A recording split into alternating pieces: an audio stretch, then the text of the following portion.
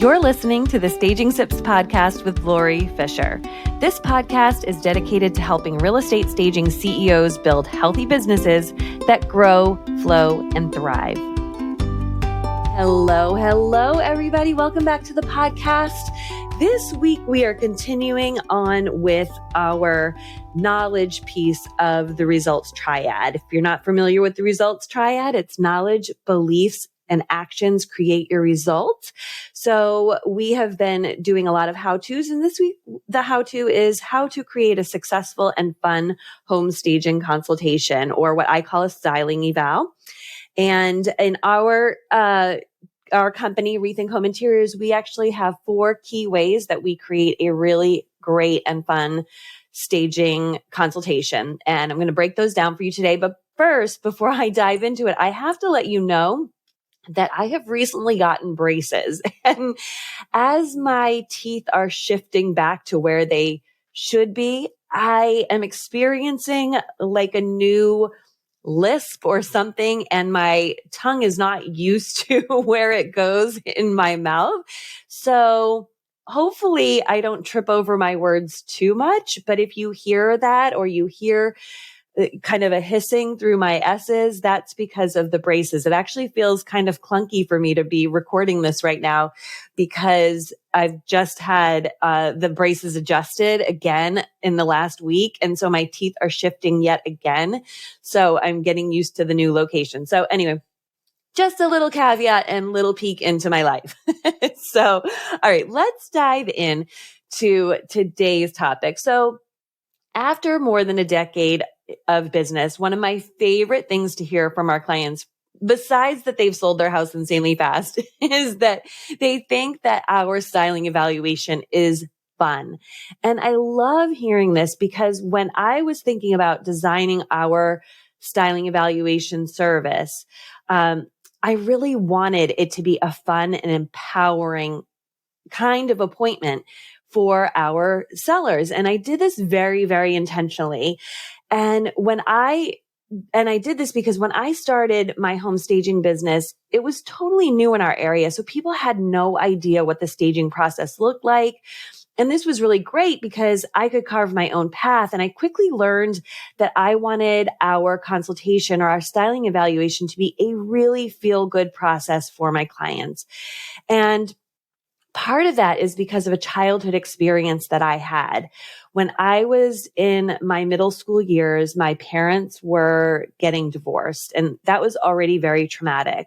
And my family home, the home that I came home to after, being born, was a little cottage on a lake in New Hampshire.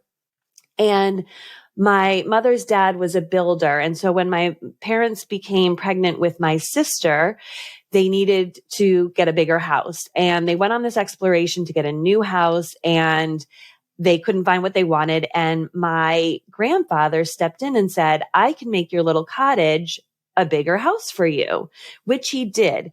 So he built this beautiful home, big addition, 2-story addition to the little cottage on the lake. And it was the last project that he finished before he passed away at the age of 42. So this house had a lot of meaning to our family. So I always grew up knowing this story. So when my parents were getting divorced, my mother and father decided that they would sell the house on the lake. And we had a realtor with a buyer come through, and I happened to be home. It's 7th grade. Those are dramatic years to begin with. And then you add parents getting divorced and selling your childhood home.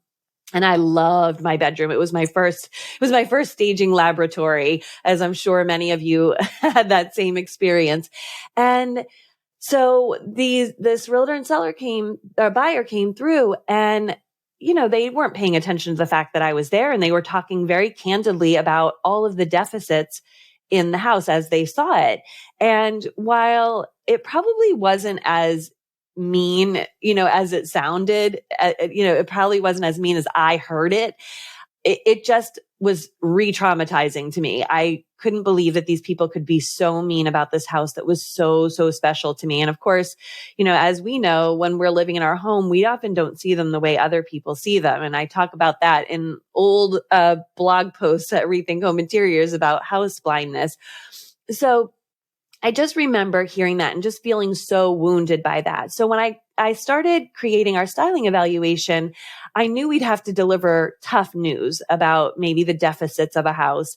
And I never wanted my clients to feel like I felt that day. So very conscious about creating a really good experience. And the other part of that is that I realize that if our clients feel really great about the news that we deliver to them, they get more done, they have more buy-in, and it's all about energy. And I won't go into all that I think about the energetics of selling, but part of the reason I believe that staging works is because we're shifting the energy and people feel that in a house. And then the energy put into, the sellers literally doing whatever it takes to move forward and sell the house is what goes into the equation of why staging is so powerful.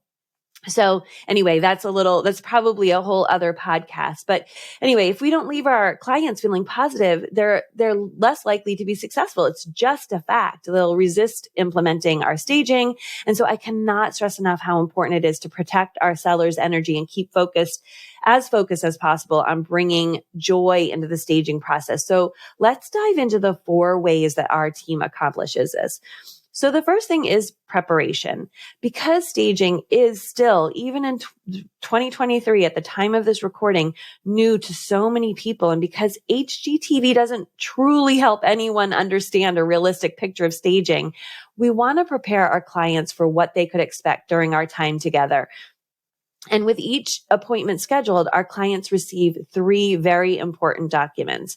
The first is a short questionnaire. In order for our team to get to know our clients, even if we haven't had a direct sales conversation with them, since 99% of our clients are referred to us by our real estate partners, we created a short intake questionnaire so the homeowner can share information about themselves and their house. This helps us understand what they think are the assets and opportunities so we can lean into those during our appointment. This is also where we get permission to use use the before images in our marketing. I didn't always feel comfortable using people's before images for our marketing, especially when we're doing a consultation or an occupied, because I never wanted to be like, hey, look at this disaster and look at how we, made it look amazing. So I decided at a certain point, I was just going to add a checkbox, yes or no. Do we have your permission to share the before photos? So this way, everybody is giving consent to having their before as it is out there on the internet. So I still don't tend to show too many before and afters in our marketing for that, just in general. But I have permission. And the amazing thing is I really thought that most people would say no. And that is not the case. I think since we've implemented this, maybe in the last 6 years, I think we've only had less than a handful say no. So that's pretty amazing. So anyway, this questionnaire can be sent via your CRM, your customer relationship management tool, or in our case, we attach it when they schedule the appointment. Yes, we send it through our CRM. I would say the same thing, but you could also put it with your scheduler if you wanted to put it in your scheduling link. If you find that mostly sellers are booking with you directly, you can put it right in your, we use Acuity or Calendly or whatever you use, Honeybook, 17 Hats, whatever you use, you can add a short questionnaire to the scheduling process. We also have a welcome letter that we send. So when a client pays for their appointment and they schedule their appointment, we send them a really nice welcome email. This goes directly through our CRM, and it's really a celebration and an opportunity to set our experience off on a positive note. Our letter introduces us and lets our clients know that they're in really, really good hands with our team, and it lets them know our experience, and we value protecting their return on their time, energy, effort, and financial resources. So we're already setting the tone that we're thinking about return on investment. We're fun, we're easygoing, that they're going to like us. We also share what to expect. So in our welcome letter, we link to a document called What to Expect at Your Appointment. And the reason that we did this was because we would arrive to appointments and people would have cleared out their pantry or they would have reorganized all the closets. And of course, that's a really wonderful exercise because, sure, every one of those spaces counts. But when we're thinking about getting ready for photos, those spaces don't matter quite as much. So people didn't know, how to get started. They also would say, I love that thing. I can't believe you're having me take that out. So what we wanted to do was set the tone for the fact that what we're thinking about is photos first and foremost, that we are going to really start their pre-packing process, and that our recommendations are based purely on how the rooms will photograph, how they'll feel to their potential buyer, and that it has nothing to do with their style, their taste, or anything like that, that we're not divas. So once we started sending those things out, it was amazing how a lot of the times that we would end up in a really uncomfortable situation where a client felt wounded by our recommendations really went down a lot, just because they had an opportunity to begin to understand where we're coming from during the appointment. So that's the first phase. So the first phase is just really that kind of pre-preparation, giving them as much information as possible. The next step is reassurance from the very beginning of the appointment. So when we arrive at our home staging consultation, we often find that our clients are both nervous and excited. In fact, very often we have to ask, where can we put our bag down? Is it okay to set it down somewhere? Because people are like, so where do you want to start? So our clients are super vulnerable as we step across their threshold, and they often apologize for the condition of their homes. They, will say, I'm sorry, I it's a disaster in here. Hopefully you can see through it. And I've come to learn that this is just a little bit of vulnerability, that they worry that we'll be judging them and their things. And it's also about feeling a little bit out of control. So we want to nip this in the bud right away. So our appointment starts with us explaining how we'll go through their house and what we're looking for. We always talk about these few things. So first, we talk about how the appointment focuses on how important the camera is in our approach to staging. I always tell people that just like the camera adds 10 pounds to us, it adds 10 pounds to our things. So we're going to make recommendations that seem like they're nitpicky, that they're inconsequential. And the reason that we're making those kinds of recommendations is because we know how the camera is going to photograph the space. The other thing I let them know, especially if I see that they have a lot of, if they're like maximalists, they have a lot of things in their space, I will tell them by the end of the process, the rooms are going to feel really bare to you. And I want you to know that that is exactly how we need them to be. So you might feel unsettled by it, but trust us that we have done this before. And this is exactly how it's going to photograph its best and feel the best for people coming into the house. So I always reassure them of that. I also will tell them that there are certain spaces in the house, typically the kitchen, where we're going to make recommendations that are specifically for the photos, but then they can go back to living a more realistic life as they go to show their house. So I kind of begin to let them know that they don't have to live in a suspended, staged state. And obviously, and I always say to them too, if we do this right and we get it right, you'll sell the house super fast and you won't have to live this way for too long. So I also share that the appointment will assist with their pre-packing process. And I call it pre-packing, not decluttering. And the reason for that is I always think about that childhood home of mine. My mom loves decor. She loves a good home goods trip. She loves a good trip to Target.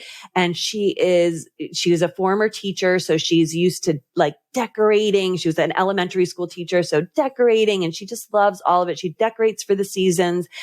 And if you walked into her house, you would probably say she needs to declutter, but she has intentionally created these moments throughout her house as part of her aesthetic.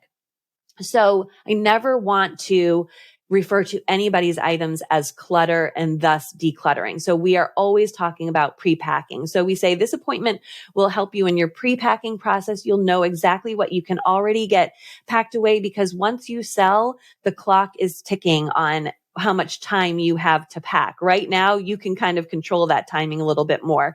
So that really makes sense to a lot of people.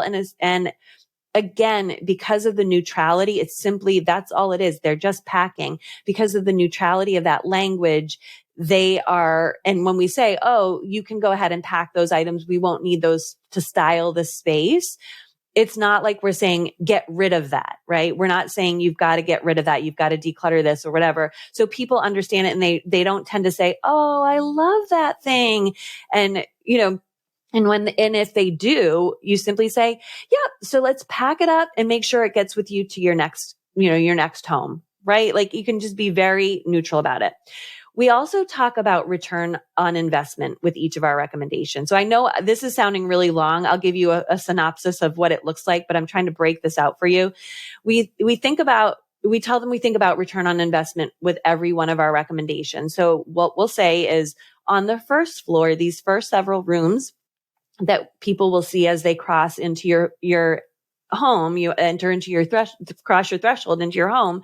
These are the most important rooms. And within each of these rooms, there are high return on investment views. So the first view that people will see, those are what we're going to prioritize our recommendations around. So on the first level of your house, we're going to be very, very particular. As we move through the house, some of the recommendations that we might be giving you on the first floor, we can relax a little bit on the second floor, because the first floor pictures are going to be the first ones people see in the queue. They will have decided most likely, right away that this is a house they want to prioritize. And as the pictures go through the rest of the house, those rooms become less and less important, with the exception of the primary bedroom, maybe a primary bathroom. Those remain important. So we talk about, we want to prioritize their time based on what we know are the most important spaces. I call them the super important rooms, the SIRS. So we want to focus on those super important rooms. We want to try to minimize the large projects and purchases for them. So this is really important, because a lot of times, because our clients have been referred to us by realtors, we know that contract, by contract, the realtors often need to get a property on the market within a certain time frame and all of that. But we also know from our experience that you don't need to be super invasive with your recommendations. If a house is styled well and if a house feels really good, you can overcome things like we have in the past with rooms that were literally painted Nickelodeon's paint color called puke green. And it did look like puke green.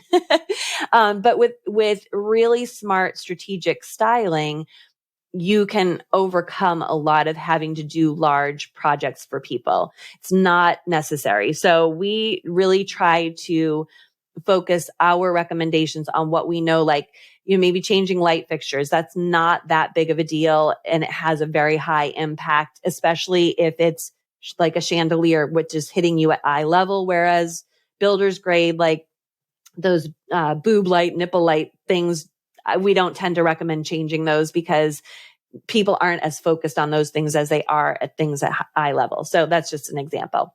And then also, they are in charge of what they choose to implement. This is a really important thing to let them know. At the end of the day, we can make all the recommendations in the world, but it's really up to them what is realistic for them, their timeframes, their financial resources, all of that. It is up to them. We're going to give them all of our recommendations because that's our job, but they get to choose what they implement.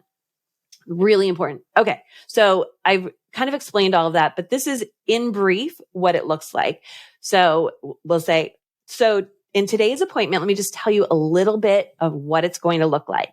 So I'm going to be going through the house with you room by room, and I'm going to be doing a lot of talking today, but don't worry about it. I want you to just listen and take it all in.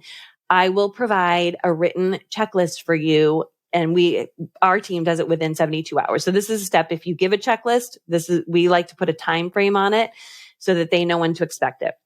So you can really listen today, and I will make sure that I'm capturing all of this in that checklist for you. So today, what I'm going to be focused on is two things. I'm going to be focused on the way that the spaces will get photographed by the real estate photographer and the way the rooms will feel as people come through and for your showings. For the camera, for those photos, I want you to know that the camera is unforgiving. Just like it adds 10 pounds to us, it adds 10 pounds to our things, and it sees everything. So there are going to be recommendations that I make that seem inconsequential. They seem very nitpicky. That's for the camera, because we need your spaces to look spot on perfect for photo day. So like, there are going to be things that just seem like, why would I even recommend it? That's what it's for. And I will point those out when I get to them.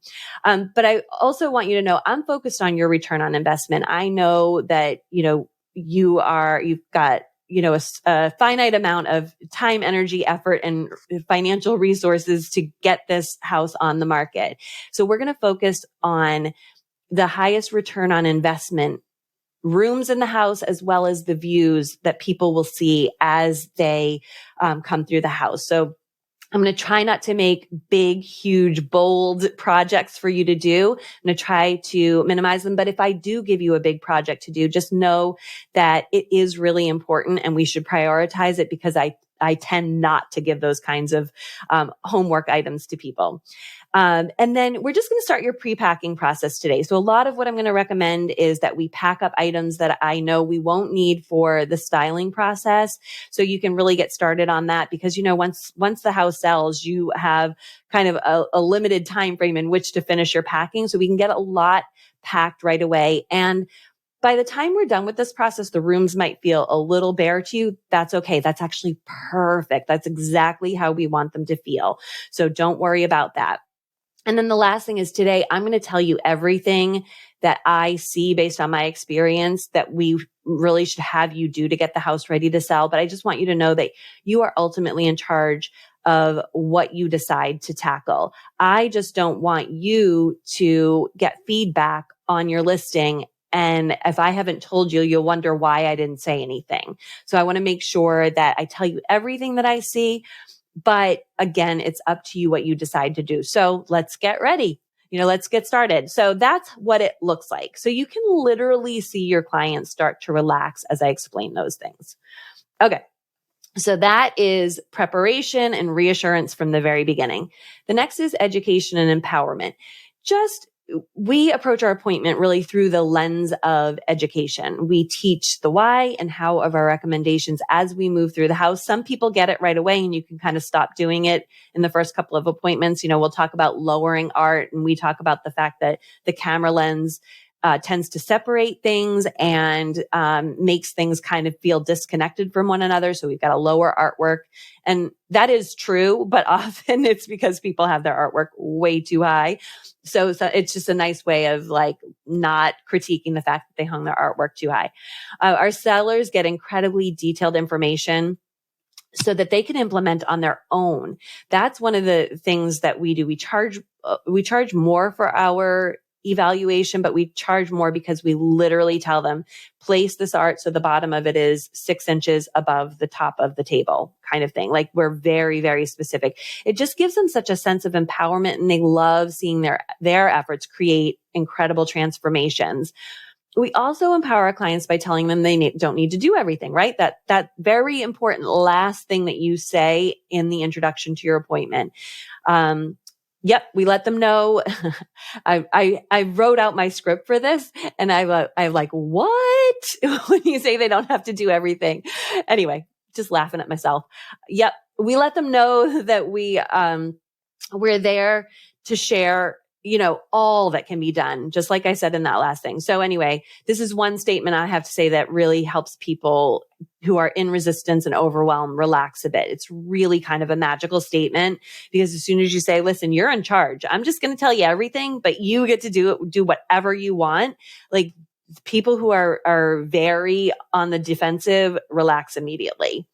And they get it when you say, I just don't want you to hear feedback that I didn't give you. Like from a professional standpoint, then they understand it. Okay.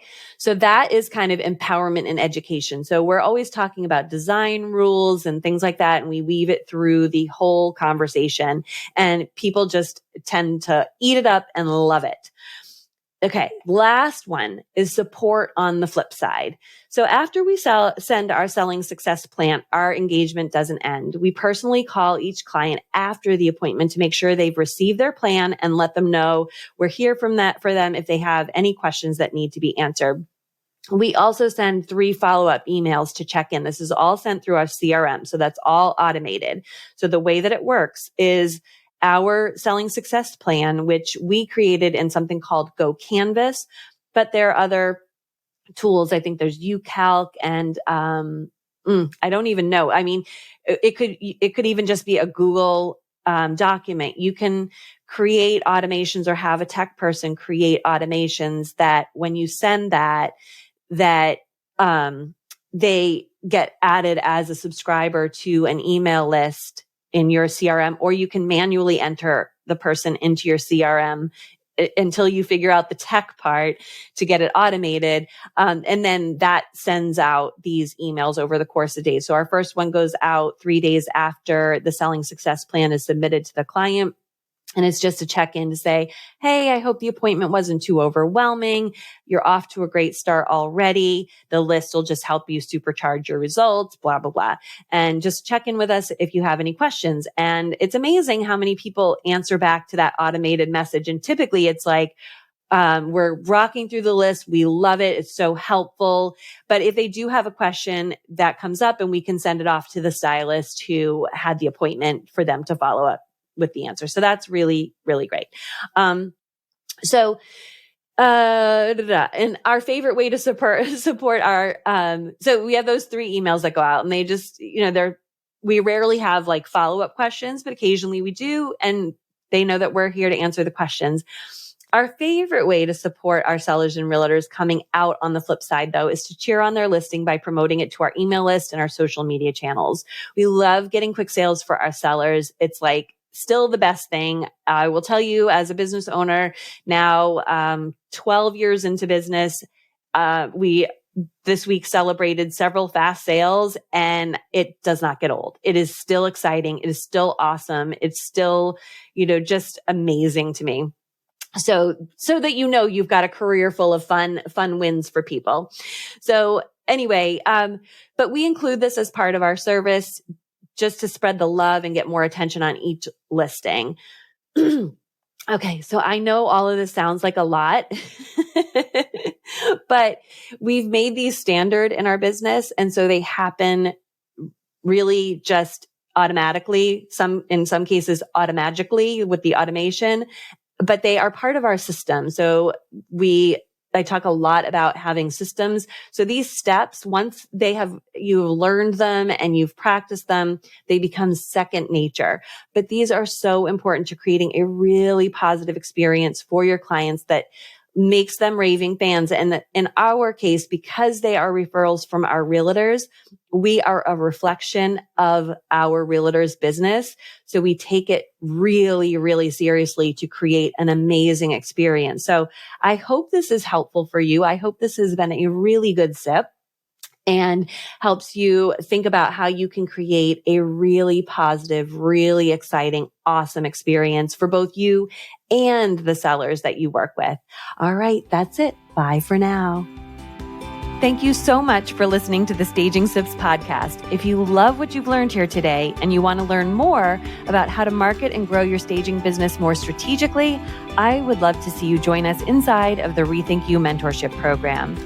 If you want more details and get on our waiting list, you can go to rethinkhomeinteriors.com/waitlist. Looking forward to seeing you in the classroom.